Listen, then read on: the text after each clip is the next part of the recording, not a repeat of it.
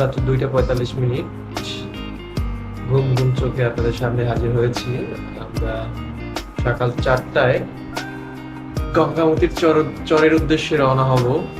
যখন প্রথম সূর্যোদয় হবে আমরা আশাবাদী যে ইনশাল্লাহ যদি আবহাওয়া ভালো থাকে, আকাশ পরিচ্ছন্ন থাকে, আমরা আপনাদেরকে গঙ্গামতির চরের থেকে সকালের প্রথম সূর্যোদয়টা আপনাদেরকে দেখাতে পারবো বলে আমরা আশা করি।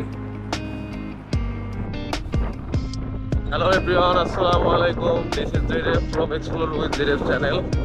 Welcome to my another video. এখন রাত্র প্রায় 5:30 বা এরও একটু কম হবে। আমরা ঘুম ঘুম চোখে রওনা হয়েছি গঙ্গামতির চরের উদ্দেশ্যে, যেখানে গিয়ে আমরা সূর্যোদয় দেখবো।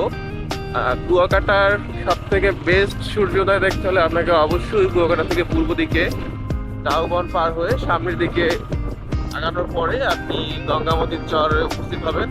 সেখান থেকে খুব সুন্দর একটা ভিউ পাওয়া যায়। সেই উদ্দেশ্যে আমরা রাত্র 3:30 থেকে রওনা করতেছি বা প্রস্তুতি নিচ্ছি। সেক্ষেত্রে আমরা আস্তে আস্তে যাওয়ার পরে আমরা অনেক দূর এসেছি এবং সামনে অনেক পর্যটকের গাড়ি, অনেক দৃশ্য হয়তো আনা সম্ভব না। এক কথায় অসাধারণ একটা ভিউ। কি কারণে অসাধারণ ভিউ সেটা হচ্ছে, একদিকে রাশি রাশি ঝাউ গাছ আর অন্যদিকে সাগরের মুখরিত শব্দ। মনে হচ্ছে যেন মন প্রাণ সবকিছু সুন্দর প্রফুল্ল হয়ে যাচ্ছে আমার। লেটস গো উইথ আস এবং আমরা দেখি কি কি আমরা দেখতে পাই, কিভাবে আমরা সূর্যোদয় দেখতে পাই, বেস্ট ভিউটা পাই কিনা। এমন একটা অবস্থা, লাল কাঁকড়ায় মনে হবে যেন আপনি এটা লাল কার্পেটের ভিতরে হাঁটতেছি। কিন্তু দুঃখের বিষয়, পর্যাপ্ত আলো না থাকার কারণে পর্যাপ্ত আলো না থাকার কারণে কিন্তু আমি দেখাইতে পারতেছি না যে কি পরিমাণ লাল কাঁকড়া। আপনার যদি দেখাইতে পারতাম তাহলে মনে হতো যে একটা পুরো লাল গালিচা আমার জন্য কেউ বিছাই রাখছে আর আমি সেই লাল গালিচা থেকে হাঁটতেছি। মোটামুটি খুবই ভালো একটা পরিবেশ। রাত্রে উঠে কষ্ট করার পরেও মোটামুটি আমাদের ভালোই হয়েছে বলা যায়। আমরা এখানে আমাদের বাইক পার্কিং করছি। পার্কিং করার পর এখান থেকে আমরা আজকে সূর্যোদয় দেখার চেষ্টা করব। এই যে এগুলো কিন্তু এখানে সব কাঁকড়া। মানুষের একটু পায়ের শব্দ পাইলেই ওরা ওদের গর্তে যায়। দেখি আলো এখানটায় যদি দেখা যায় তো তাহলে সবটা এদিকে সব কিন্তু কাঁকড়ার বিচরণ। কালকে চর বিজয় যাইতে না পারলেও আজকে মোটামুটি হ্যাপি বলা যায় যে আজকে কষ্টটুকু আমার জন্য সার্থক। আমি সকাল সকাল খুব ভালো একটা ভিউ দেখতে পাচ্ছি, যেটা আমাদের খুব একটা দেখার মতো সুযোগ হয় না কখনোই। পিছনে আরো কিছু টুরিস্ট বোট, আরো কিছু বাইক রয়েছে যেগুলো দেখার চেষ্টা করেছে। তারা আসতেছে, ওই যে দূরে আলো দেখা যাচ্ছে ওগুলো গাড়ি। আর এই পাশটায় সব কাঁকড়ার বিচরণ, কারণ এদিকটায় খুব একটা মানুষের পদধূলি পড়ে না, যে কারণে কাঁকড়াগুলো অবাধে কিন্তু দৌড়াদৌড়ি করতে পারে, অবাধে বিচরণ করতে পারে। এই যে ক্যামেরার লেন্সে আনা সম্ভব না, কিন্তু তারপরেও যা মনে হয় খুব সুন্দর।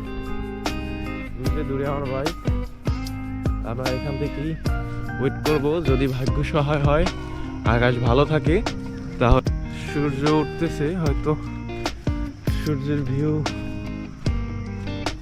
মনে হয় না যে দেখতে পারবো। কিছুটা মেঘাচ্ছন্ন, মেঘের কারণে হয়তো নাও আসতে পারে। তবে সূর্য দেখা না পেলেও কাঁকড়ার যেই ভিউটা আমরা সবার আগে পাইলাম, এটার কারণে আসলেই হ্যাপি। এই যে আমার বাচ্চা,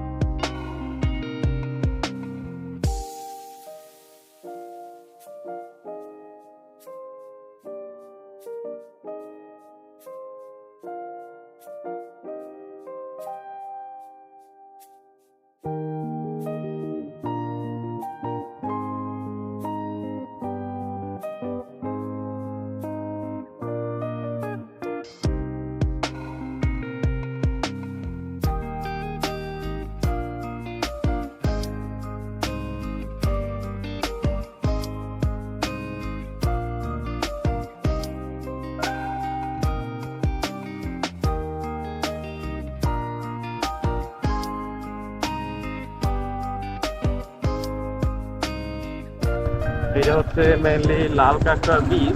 এখানে ঝাঁকে ঝাঁকে কাঁকড়ার বিচরণ দেখা যায়, কিন্তু মানুষের উপস্থিতির কারণে এখন কিছুটা কম।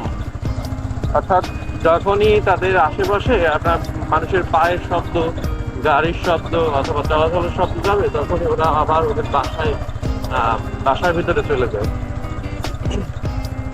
কিন্তু দূর থেকে দেখা যায়, যেমনটি এই যে সামনেই ওই পাশটাতে কিছু কাঁকড়ার বিচরণ রয়েছে, ক্যামেরা হয়তো আসবে না, এতটুকু আমাদের ক্যামেরার পক্ষে আনাও আসলে সম্ভব না।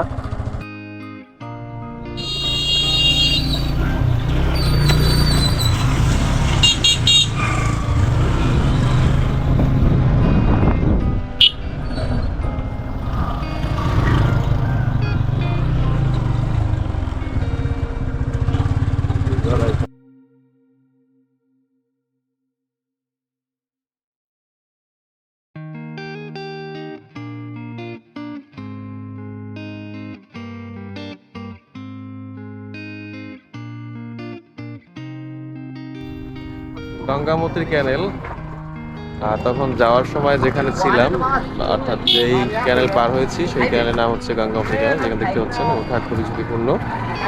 আর এই সেই ছোট্ট একটি ক্যানেল, যা শুধু নৌকার মাধ্যমেই পার হতে হয়।